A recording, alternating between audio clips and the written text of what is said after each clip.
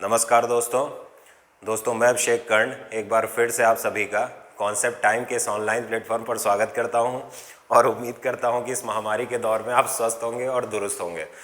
दोस्तों, हमने एक प्रोग्राम शुरू किया था, एनसीईआरटीज़ हम कवर करेंगे न केवल एग्ज़ाम के लिए बल्कि कुछ ऐसे बच्चे जो इस समय स्कूलिंग नहीं कर पा रहे हैं वो भी घर बैठकर पढ़ सकते हैं।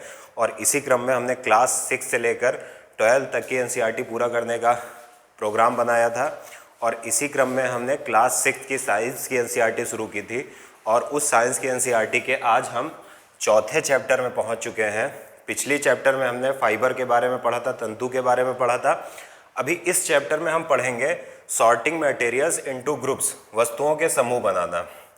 अब होता क्या है, जब एनसीईआरटी में आप इस चैप्टर को देखते हो तो आपको लगता है कि अरे ये बहुत ही बेकार चीज़ है या बहुत ही हल्की चीज़ है, लेकिन जो एनसीईआरटी की खासियत होती है जो बाकी किन्हीं भी किताबों की नहीं होती है कि उसमें जो भी चैप्टर होता है उससे आप बहुत कुछ निकाल सकते हो जो आपके काम की चीज़ हो। तो इसी क्रम में चलिए शुरू करते हैं चैप्टर 4 और हम देखेंगे कि आखिर ये चैप्टर का नाम सॉर्टिंग मटेरियल्स इनटू ग्रुप्स या वस्तुओं के समूह बनाना, इससे तात्पर्य क्या है। तो अगर हम इस चैप्टर की बात करें दोस्तों, तो एक बात याद रखिएगा। पहली बात तो शायद इस चैप्टर में नहीं गई है, वो मैं बता देता हूँ कि पदार्थ क्या होता है। क्यों बता रहा हूँ? क्योंकि बार बार इस चैप्टर में आपको पदार्थ मिलेगा और आपको कन्फ्यूज़न होगा कि आखिर ये पदार्थ होता क्या है।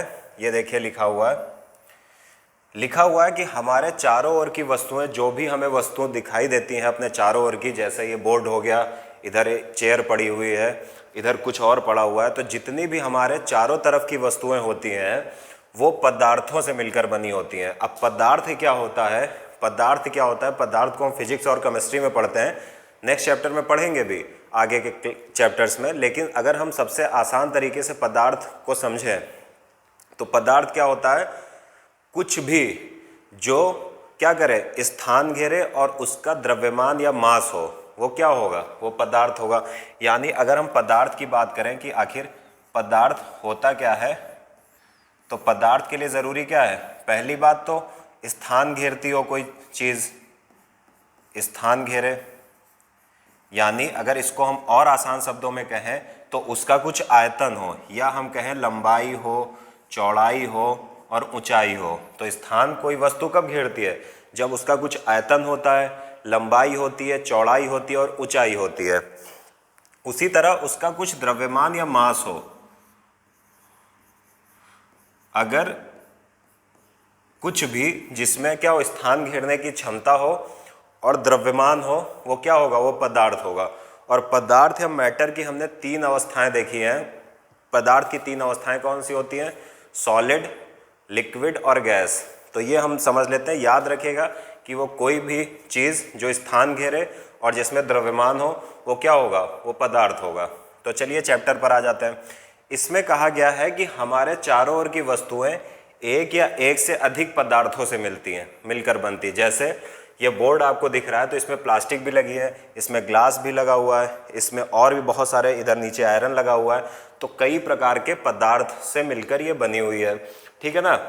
तो हमको क्या पता चला कि हमारे चारों ओर की कोई भी वस्तु आप ले लो तो वह एक पदार्थ से मिलकर बनी होगी या एक से अधिक पदार्थों से मिलकर बनी होगी। उसके बाद जैसे लिखा हुआ है, पदार्थ का एग्जाम्पल दिया हुआ है। ये पदार्थ कांच हो सकता है, धातु हो सकती है, प्लास्टिक हो सकती है, लकड़ी हो सकती है और मृदा भी हो सकती है। यानी वो वस्तु जो है वो मृदा से मिलकर बनी हो सकती है और मृदा क्या है? पदार्थ है। तो ये हमने समझा कि हमारे चारों ओर की वस्तुएं, क्या याद रखिएगा, हमारे चारों ओर की जितनी भी वस्तुएं हैं वो एक या एक से अधिक पदार्थों से मिलकर बनी है। और वो पदार्थ कांच हो सकता है, धातु हो सकती है, प्लास्टिक हो सकती है, लकड़ी हो सकती है, मृदा। आप अपने घर में देखोगे कि अपने घर में आप बेड देखते हो तो बेड किस चीज़ से मिलकर बना? लकड़ी से मिलकर बना है। ऐसे ही आप देखोगे अपने घर में आपके घर में कुछ धातुएं होंगी, बर्तन होंगे, बर्तन धातु से मिलकर बना हुआ है। तो कहने का मतलब सबसे आसान शब्दों में ये है कि हमारे चारों ओर की वस्तुएं किसी न किसी पदार्थ से मिलकर बनी है, इसलिए पदार्थ को पढ़ना बहुत ज़रूरी होता है। नेक्स्ट स्लाइड, थोड़ा सा आगे स्लाइड लेते हैं। तो इसमें कहा गया है कि प्रॉपर्टीज़ ऑफ मटेरियल्स, यानी पदार्थों के गुण क्या होते हैं। आखिर जिन पदार्थों के बारे में हम पढ़ रहे हैं उनके गुणों को जानना बहुत ज़रूरी है हमारे लिए। तो पहली चीज़ है कि पदार्थ एक दूसरे से प्रायः भिन्न होते हैं। जैसे लकड़ी और लोहा दोनों पदार्थ हैं, लेकिन दोनों एक दूसरे से भिन्न है। क्यों? क्योंकि लोहा ठोस ज़्यादा है, सॉलिड ज़्यादा है, लोहे का कलर भी अलग होता है लकड़ी से। तो यही कहने का तात्पर्य है कि पदार्थ ज़्यादातर एक दूसरे से भिन्न होते हैं। दूसरी लाइन अगर हम देखें कि पदार्थ जिनमें एक प्रकार की चमक हो, ऐसे पदार्थ जिनमें एक प्रकार की चमक होती है वे प्रायः क्या होते हैं? वे प्रायः धातु होते हैं, मेटल होते हैं। वे पदार्थ जिनमें चमक हो वो धातु होते हैं। लकड़ी में कोई चमक नहीं होती, इसलिए लकड़ी धातु नहीं है। फिर कहा गया है कि लोहा, तांबा, एल्यूमिनियम तथा सोना आदि धातुओं के उदाहरण हैं। क्यों उदाहरण है?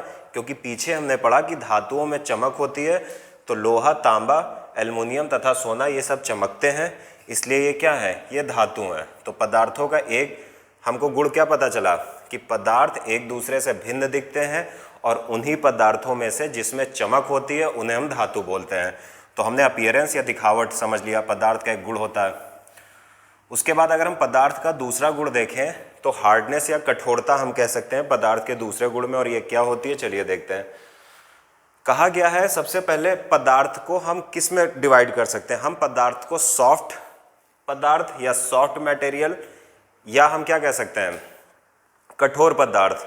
ठीक है, पदार्थ को हम सॉफ्ट और कठोर में या हार्ड में डिवाइड कर सकते हैं। अब सॉफ्ट क्या होते हैं सबसे पहले वो समझिए। ऐसे पदार्थ जिनको हम क्या कर सकते हैं? कंप्रेस्ड कर सकते हैं, या संपीड़ित कर सकते हैं, या दबा सकते हैं, उन्हें हम क्या बोलेंगे? उन्हें हम बोलेंगे कोमल पदार्थ। एग्जाम्पल जैसे रुई या स्पंज या सोख्ता। सोख्ता क्या होता है? आप उसको दबा सकते हो, तो वो किस प्रकार का पदार्थ है? वो सॉफ्ट पदार्थ है। दूसरा कह रहा है कि ऐसे पदार्थ जिन्हें आसानी से कंप्रेस्ड नहीं किया जा सकता है, मतलब उनको आसानी से नहीं दबाया जा सकता है, तो ऐसे पदार्थ कौन से होंगे? कठोर पदार्थ होंगे, जैसे लकड़ी और लोहा। लोहे को कभी आप लीजिए और हाथों से दबाने का प्रयास करिए तो आप उसमें अक्षम होंगे, नहीं दबा पाएंगे। कारण क्योंकि जो लोहा है वो कठोर पदार्थ है। तो पदार्थ के कठोरता से भी हम उसको पहचान सकते हैं कि वो कोमल पदार्थ है या फिर कठोर पदार्थ है। एक पदार्थ का और इम्पॉर्टेंट गुण है सॉल्यूबल और इनसॉल्यूबल, यानी हिंदी में जिसे हम कहते हैं विलेय और अविलेय। अब ये क्या होता है ये समझ लीजिए। वे पदार्थ जो जल में पूर्णतः घुल जाते हैं, ये कीवर्ड याद रखिएगा। ऐसे पदार्थ जो जल में पूरी तरीके से घुल जाते हैं उन्हें हम क्या बोलते हैं? विलेय पदार्थ या सॉल्यूबल और इनसॉल्यूबल। तो हम इसमें वे पदार्थ जो जल में घुल जाते हैं उन्हें हम बोलते हैं सॉल्यूबल। जैसे चीनी और नमक। आप एक गिलास में पानी लीजिए और उसमें चीनी डालिए और उसको चम्मच से मिलाइए, तो आप देखेंगे थोड़ी देर बाद चीनी क्या हो जाएगी? पानी में मिल जाएगी। वैसे ही नमक भी होता है कि आप उसको ग्लास में डालकर चलाएंगे ऐसे चम्मच तो वो घुल जाएगा। तो वे पदार्थ जो जल में पूर्णतः घुल जाते हैं उन्हें विलेय पदार्थ सॉल्यूबल कहते हैं। वहीं पर अगर हम नेक्स्ट पॉइंट देखें तो कहता है कि वे पदार्थ जो जल में नहीं घुलते हैं उन्हें हम कहते हैं अविलेय पदार्थ। एग्जाम्पल दिया गया है बालू। बालू को आप ग्लास में पानी लेकर उसमें डालिए, आप कितनी भी देर तक सुबह से शाम तक उसको चलाते रहिए, लेकिन जैसे आप 2 मिनट के लिए हटोगे बालू क्या होगी? ग्लास में नीचे बैठ जाएगी और आप ऊपर से साफ जल फिर से प्राप्त कर लोगे। तो बालू क्या है? इनसॉल्यूबल है। उसके पश्चात यहाँ पर कहा गया है कि कुछ द्रव जल में पूर्णतः मिश्रित हो जाते हैं। क्या कहा गया है? कि कुछ द्रव, हमने देखा कि जो हम चीनी की बात कर रहे थे वो तो थोड़ा सा सॉलिड स्टेज में है, लेकिन कुछ ऐसे लिक्विड भी हैं, द्रव भी हैं जो जल में पूर्णतः मिश्रित हो जाते हैं। जैसे क्या? जैसे सिरका। सिरका क्या है? सिरका जो अचार बनाने में प्रयोग होता है, अगर आप उसको जल में डालिए तो पूरी तरीके से घुल जाता है, यानी सॉल्यूबल है। वहीं नेक्स्ट पॉइंट कह रहा है कि कुछ द्रव जल में मिश्रित नहीं हो पाते हैं, यानी जल में घुल नहीं पाते हैं, और लिखा है कुछ समय तक जल में छोड़ देने पर अपनी पृथक परत बना लेते हैं। जैसे सरसों का तेल, नारियल का तेल, अगर आप इसको जल में डालोगे तो ये जल में घुलता नहीं है। आप सरसों के तेल को कितना भी घुमाओ, थोड़ी देर बाद देखोगे कि आपको उसकी अलग परत पानी के ऊपर दिखाई देगी। तो क्या है? जल में इनसॉल्यूबल है। क्या? सरसों का तेल। इसी तरह हमने सॉलिड की बात कर ली, लिक्विड की कर ली, गैस की बात कर लेते हैं। कुछ गैस जल में विलेय हैं जैसे ऑक्सीजन, जबकि अन्य नहीं है। सामान्यतः जल में कुछ गैसें थोड़ी मात्रा में विलीन होती हैं। कहने का मतलब है कि कुछ गैसें जल में क्या हैं, विलेय हैं, सॉल्यूबल हैं। जैसे अच्छा सा एग्जाम्पल है ऑक्सीजन, या आप कह सकते हो अमोनिया, या आप कह सकते हो कार्बन डाइऑक्साइड। ये सब जल में घुलनशील है। और ऑक्सीजन तो बहुत ही प्राइम एग्जाम्पल है, सबसे प्यारा एग्जाम्पल है। कारण ये है कि जल में जो भी जीव जगत या पादप जगत है वो ऑक्सीजन के कारण ही उपस्थिति में, ऑक्सीजन उसके जन्म का या उसके जीवन चरण का एक महत्वपूर्ण घटक है, जिसके कारण वो जो जलीय जीव होते हैं वो क्या करते हैं, और श्वसन में ऑक्सीजन को यूज़ करते हैं। तो इसका मतलब क्या है कि ऑक्सीजन जल में घुला हुआ रहता है। तो ये एग्जाम्पल भी दिया हुआ है कि ऑक्सीजन जल में रहने वाले जंतुओं एवं पादपों की उत्तरजीविता या लिविंग के लिए बहुत ज़रूरी है। जो भी जल में पादप या जंतु हैं उनको जीने के लिए क्या ज़रूरी है, ऑक्सीजन। और ऑक्सीजन जल में घुलनशील है, इसीलिए जल में क्या जीवन संभव हो सका है। अब क्या कोई ऐसी गैस है जो जल में ना घुलती हो? तो हीलियम एक बहुत अच्छा एग्जाम्पल है जो जल में नहीं घुलती है, अक्रिय गैस है। और हीलियम सबसे ज़्यादा पाए जाने वाला तत्व भी है हाइड्रोजन के बाद। तो हीलियम सबसे अच्छा इंपॉर्टेंट हम देख सकते हैं, हीलियम का एग्जाम्पल ले सकते हैं। और हीलियम का यूज़ हम कहाँ करते हैं? हीलियम का अगर एप्लीकेशन देखें कि हम यूज़ क्या करते हैं, तो हम MRI जो होता है उसमें हीलियम का यूज़ होता है, या फिर आप कह लो बैलून में हवा भरने के लिए हीलियम का यूज़ होता है। ऐसे बहुत सारे यूज़ हैं किसके, हीलियम के। तो हमको समझ में आ गया कि कुछ सॉलिड जल में घुलते हैं, कुछ नहीं। इसी तरह कुछ लिक्विड जल में घुलते हैं, कुछ नहीं घुलते हैं। इसी तरह कुछ गैसें जल में घुलनशील हैं, सॉल्यूबल हैं, और कुछ इनसॉल्यूबल या अघुलनशील हैं। नेक्स्ट हम देखते हैं कि पारदर्शिता। पारदर्शिता या ट्रांसपेरेंसी क्या होती है कि वे पदार्थ जिनसे होकर वस्तुओं को देखा जा सकता है उन्हें हम क्या बोलते हैं, उन्हें हम ट्रांसपेरेंसी लिखा, ये गलत लिखा हुआ। ट्रांसपेरेंसी में पारदर्शिता होती, ट्रांसपेरेंट होना चाहिए था यहाँ पर। तो वे पदार्थ जिनसे होकर वस्तुओं को देखा जा सकता है उन्हें हम बोलते हैं ट्रांसपेरेंट, जैसे कांच या ग्लास, वाटर, एयर, सम प्लास्टिक लाइक पॉलीथीन। अब इसका मतलब समझिए, ग्लास यानी कांच। कांच को अगर मैं इधर सामने रखता हूँ तो आप देखोगे कांच के आर पार, ऐसे मैं सामने रखता हूँ तो कांच के आर पार देखा जा सकता है। इसका मतलब कांच ट्रांसपेरेंट है। अगर हम इसी तरह वाटर की बात करें तो अगर पानी स्वच्छ है तो आप उसको क्या आर पार देख सकते हो, इसका मतलब वाटर ट्रांसपेरेंट है। इसी तरह अगर हम एयर की बात करें तो हमारे आसपास वायु विद्यमान रहती है और हम वायु के बीच में ही श्वसन करते हैं और गैसों का निष्कासन करते हैं। लेकिन ऐसा नहीं है कि हमारे आसपास वायु है तो हमें कभी एक दूसरे को देखने में समस्याएं होती हैं, हम आसानी से देख लेते हैं। तो इसका मतलब कि ये जो एयर है ये भी कैसी है, ट्रांसपेरेंट है। और कुछ प्लास्टिक लाइक पॉलीथीन, हम जब परचून की दुकान पर सामान लेने जाते हैं तो वहाँ पर आपको पॉलीथीन मिलती है, तो उससे आर पार लगभग देखा जा सकता है। लेकिन कुछ ऐसी मोटी पॉलीथीन होती है जिनसे नहीं देखा जा सकता है, इसीलिए यहाँ पर लिखा है कि कुछ प्लास्टिक है जैसे पॉलीथीन। नेक्स्ट अगर हम आए तो हम देखेंगे वे पदार्थ जिनसे होकर आप वस्तुओं को नहीं देख सकते हो, उन्हें बोलते हैं ओपेक या अपारदर्शी। यानी कोई अगर मेरे और कोई सामने एक व्यक्ति खड़ा है, उसके बीच में कोई ऐसा पदार्थ लगा दिया जाए जिससे क्या हो, मुझे वो ना दिखाई दे। और इसका मतलब क्या हुआ कि जो बीच में वस्तु है ये कैसी है, ओपेक या अपारदर्शी है। और इसके एग्जाम्पल क्या हैं, लकड़ी के बॉक्स। अगर एक लकड़ी का बॉक्स खड़ा कर दिया जाए या उसमें किसी को बंद कर दिया जाए तो नहीं देख पाएगा आर पार। इसी तरह गत्ते का डिब्बा, अगर गत्ते के डिब्बे को मैं ऐसे सामने लगाता हूँ कि मुझे उस साइड की वस्तुएं फिर दिखाई देना बंद हो जाएंगी। इसी तरह अगर आप किसी मेटल का कोई पात्र ले लीजिए, धातु का पात्र ले लीजिए, धातु का कोई बर्तन लीजिए, आप स्टील की थाली लीजिए और इसको मुंह के सामने लगाइए, तो क्या आप उस तरफ देख पाएंगे? बिल्कुल नहीं देख पाएंगे। तो इसका मतलब कि चाहे वो बंद लकड़ी के बॉक्स हों या गद्दे के डिब्बे हों या धातु के पात्र हों, वो सभी क्या हैं, वो अपारदर्शी हैं। उसके बाद वे पदार्थ जिनसे होकर वस्तुओं को देख सकते हैं परंतु स्पष्ट तौर पर नहीं देखा जा सकता है। यानी हल्का फुल्का तो दिखता है लेकिन पूरी तरीके से नहीं दिख रहा है, तो ऐसे पदार्थों को हम बोलते हैं ट्रांसल्यूशन, हिंदी में पारभासी बोलते हैं। जैसे हम जब किसी खाने में हम फैट या वसा का परीक्षण करते हैं तो वसा का परीक्षण कैसे होता है? अगर आप एक पकौड़ा उठाइए और पकौड़े में तो फैट होता ही है, लेकिन अगर आपको प्रूफ करना पड़ जाए कि पकौड़े में फैट कैसे होता है, इसको प्रूफ करिए, तो आप एक कागज़ उठाइए और पकौड़े को चारों तरफ से ऐसे लपेट लीजिए और कागज़ हटाओगे तो आप देखोगे कि अगर उस कागज़ पर ऑयल आ गया है तो इसका मतलब है कि वो भोज्य पदार्थ या पकौड़ा फैट से भरपूर है।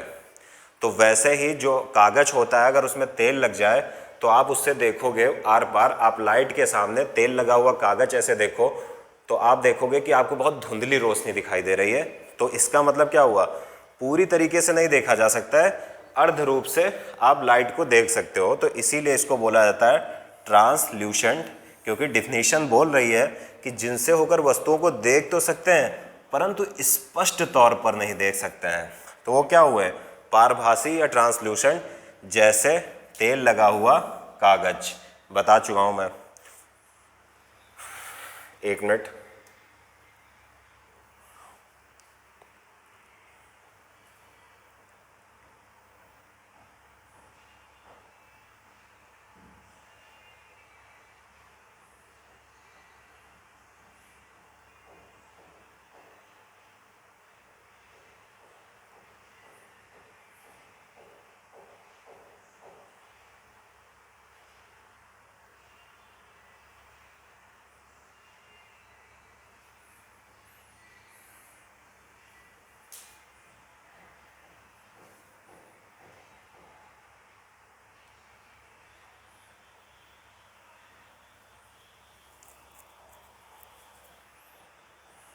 हाँ, तो फिर से वो स्लाइड खो गई थी, फिर से मिल गई है। तो चलिए, ये सब हम पढ़ चुके हैं पहले ही, तो सीधा हम ऊपर आ जाते हैं, ज़्यादा अच्छा है।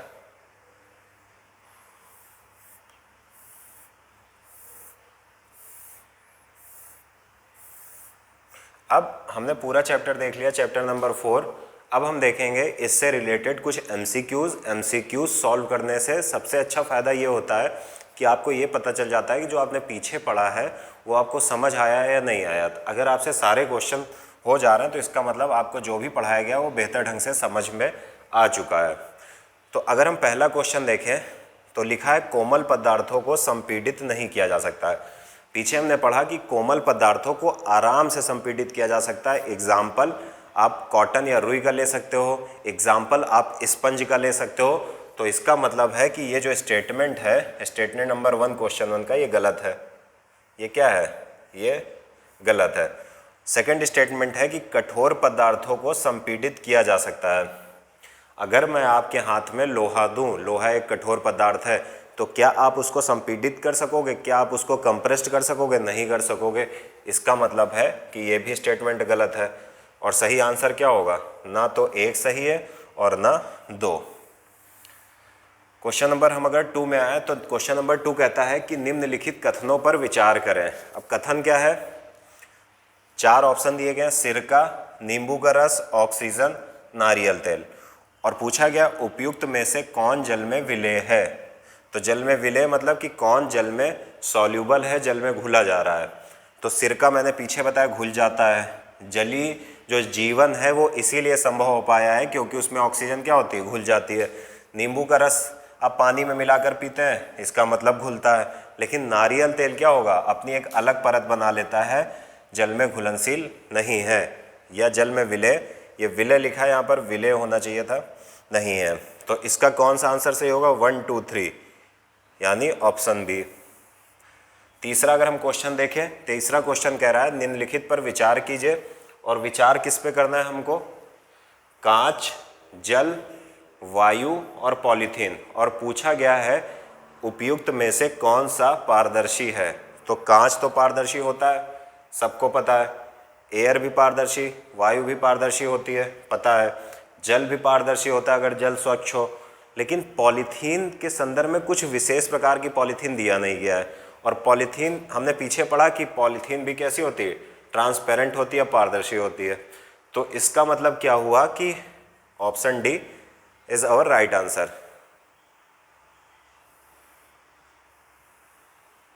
अब फोर्थ अगर हम देखें तो फोर्थ क्वेश्चन कह रहा है कि गैसों के संदर्भ में निम्न कथनों पर विचार कीजिए। पहला स्टेटमेंट क्या है कि सभी गैस जल में घुलनशील है। क्या सारी गैसों को जल में क्या सारी गैसों को जल में घोला जा सकता है? नहीं। एग्जाम्पल मैंने दिया, हीलियम जल में घुलनशील नहीं है, इसका मतलब फर्स्ट स्टेटमेंट जो है वो रॉन्ग है। सेकंड स्टेटमेंट कह रहा है कि ऑक्सीजन जल में घुलनशील है, ये बिल्कुल सही है। क्यों? क्योंकि जल में जीवन संभव इसीलिए हो पाया है क्योंकि उसमें ऑक्सीजन घुलनशील है। इसका मतलब इसका जो आंसर होगा वो ऑप्शन बी होगा। तो ये हमने चैप्टर 4 कंप्लीट कर लिया। नेक्स्ट क्लास में हम चैप्टर 5 की बात करेंगे।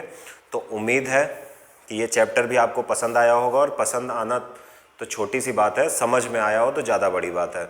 इसकी पीडीएफ आपको हमारे official Telegram channel concept time official पर मिल जाएगी, और मुझे यकीन है कि आप ये पेन ड्राइव इकट्ठे करते रहोगे, चाहे आप प्रिंट निकलवा लीजिए या फिर आप अगर ऑनलाइन पढ़ सकते हो तो इनका एक अलग कोई ऑप्शन बना लीजिए जिसमें ये सारे पीडीएफ इकट्ठे होते रहें, क्योंकि आप बार बार ढूंढोगे, समस्याएं होंगी, समय व्यर्थ जाएगा।